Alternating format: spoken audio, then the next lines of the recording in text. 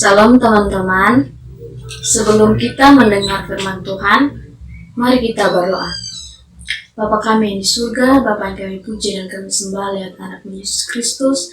Tiba saatnya kami anak-anakmu akan mendengarkan kebenaran firman Tuhan. Mari Tuhan memberkati kami, berikan kami pikiran yang tenang, hati yang baik, sehingga apa yang kami dengar, kami boleh melakukan dalam kehidupan kami hari lepas hari. Inilah doa kami, dalam nama Tuhan Yesus kami berdoa. Amin. Teman-teman, pembacaan kita pada hari ini terambil dari Lukas 9 ayat 57 sampai 62. Lukas 9 ayat 57 sampai 62. Di bawah perikop hal mengikuti Yesus. Ketika Yesus dan murid-muridnya melanjutkan perjalanan mereka, berkatalah seorang di tengah jalan kepada Yesus, "Aku akan mengikut engkau kemana saja engkau pergi." Yesus berkata kepadanya, "Serigala mempunyai liang dan burung mempunyai sarang, tetapi anak manusia tidak mempunyai tempat untuk meletakkan kepalanya." Lalu ia berkata kepada seorang lain, "Ikutlah aku." Tetapi orang itu berkata, "Izinkanlah aku pergi dahulu menguburkan Bapakku." Tetapi Yesus berkata kepadanya, "Biarlah orang mati menguburkan orang mati, tetapi engkau pergilah dan beritakanlah kerajaan Allah di mana-mana." Dan seorang lagi berkata, "Aku akan mengikut engkau, Tuhan, tetapi izinkanlah aku pamitan dahulu dengan keluargaku." Tetapi Yesus berkata, "Setiap orang yang siap untuk membajak tetapi menoleh ke belakang tidak layak untuk kerajaan Allah." Demikianlah firman Tuhan. Rekan-rekan muda yang dikasihi Yesus Kristus, salam. Teman-teman, kita bertemu dalam ibadat kita walaupun dalam keadaan situasi yang kita alami. Tetapi biarlah iman kita tidak terbatas oleh keadaan yang terjadi. Sesuai pembacaan kita pada malam hari ini, saya memberi tema, "Untuk siapa prioritas terbesar dalam hidupmu?" Teman-teman, kalau kita mendengar kata prioritas, apa yang ada di benak kita? Apa itu prioritas? Prioritas sendiri, kalau kita masuk dalam perenungan kita harus tahu prioritas kita, yaitu pada dasarnya ialah prior, yang artinya primer. Primer yang artinya utama atau yang paling dasar. Jadi kata dasarnya adalah prior. Pembacaan kita hari ini berbicara tentang hal mengikut Yesus. Pasti firman ini sudah tidak asing lagi bagi kita, baik dulu kita pernah ikut sekolah minggu, ikut ibadat-ibadat, pasti kita pernah mendengar tentang hal mengikut Yesus. Firman ini berbicara tidak jauh dari kehidupan kita. Banyak orang berpikir bahwa hal mengikut Yesus itu adalah hal yang gampang. Ada juga yang berpikir itu adalah hal yang sulit. Teman-teman yang dikasihi Tuhan Yesus, banyak orang berpikir juga hal mengikut Yesus itu pasti kita hidupnya enak, bebas dari masalah, hidupnya lurus-lurus dan sebagainya. Teman-teman yang dikasihi Yesus Kristus, hal mengikut Yesus bukan hanya sebatas itu. Tetapi kalau kita mengerti firman Tuhan dan kita mengerti tentang Tuhan, jangan coba-coba kita mengerti dengan kebolehan kita atau kelebihan kita, karena kita tidak ada apa-apanya. Firman Tuhan tentang hal mengikut Yesus di sini sudah ada syarat-syaratnya. Kita akan belajar bersama. Tuhan Yesus sendiri mengatakan dalam perjalanan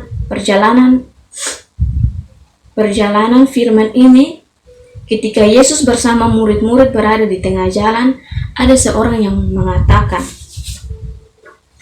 bahwa dia ingin mengikut Yesus kemana saja Yesus pergi, kemana saja Yesus pergi, dia ikut. Tetapi Yesus berkata kepada dia, syaratnya bahwa di situ pada ayat yang ke-58, serigala mempunyai liang dan burung mempunyai sarang, tetapi anak manusia tidak mempunyai tempat untuk meletakkan kepalanya. Itu maksudnya apa? Maksudnya bahwa kalau kita mengikuti Yesus harus siap mengalami penderitaan dan penolakan seperti yang dialami Yesus. Siap memikul salib, tidak ada namanya sukarelawan.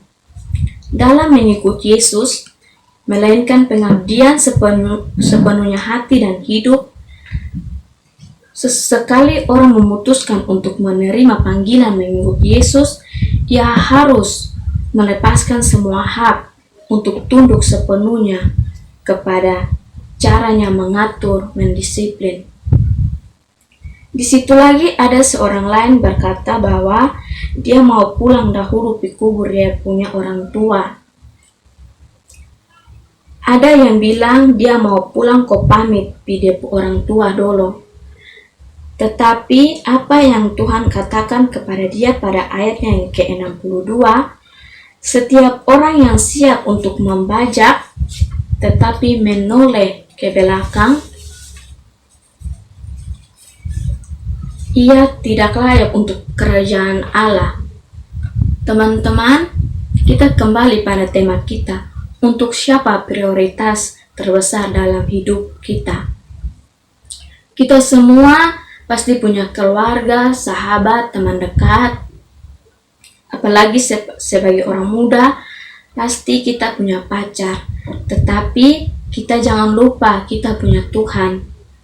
Jadi kita ditanya untuk siapa prioritas terbesar dalam hidup kita. Apakah untuk keluarga, untuk diri sendiri, untuk orang-orang terdekat kita, ataukah untuk Tuhan? Mengikut Yesus berarti menjadikan Yesus sebagai prioritas utama dalam hidup kita. Maka seorang pengikut Kristus yang sejati harusnya tidak mementingkan hal-hal yang bersifat materi. Mengikut Kristus juga harus bisa melepaskan diri dari kata-kata mengalihkan perhatian dari Kristus.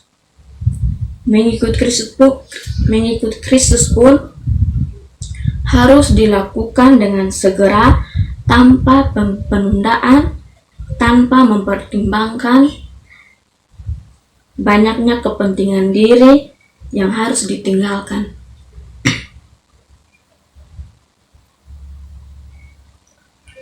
Apakah dengan mengatakan semuanya itu, Yesus sedang memperingatkan orang tentang betapa susahnya mengikut Dia? Sebenarnya bukan maksud Yesus untuk melemahkan semangat orang yang hendak mengikuti Dia. Dia hanya ingin orang benar-benar memahami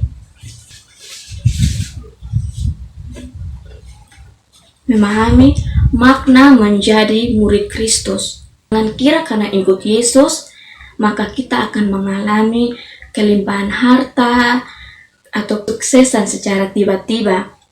Mengikut Kristus memang merupakan hak istimewa, tetapi jalannya tidak selalu mudah.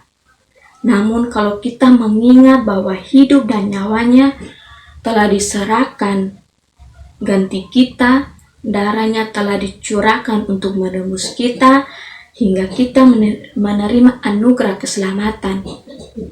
Apa yang dapat kita persembahkan kepadanya sebagai ungkapan syukur kita, selain suatu komitmen bahwa kita akan mengikut Dia dengan segenap hati kita? Teman-teman pemuda yang dikasihi Yesus Kristus, firman Tuhan tegur kepada kita, baik yang di rumah maupun di mana saja berada, yang mengikuti ibadat online ini. Pada ayat yang ke-58, 60, dan 62, itu adalah syarat-syarat mengikut Yesus. Mengikut Yesus memerlukan fokus yang penuh. Yang pertama, Yang pertama, kita tahu hidup kita ialah milik. Kita tahu hidup kita ialah miliknya karena karya penebusannya.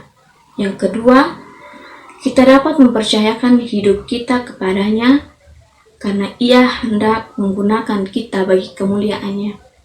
Dan yang ketiga, jangan khawatir akan keluarga dan orang-orang terdekat kita. Tuhan pasti memberikan yang terbaik untuk mereka. Amin.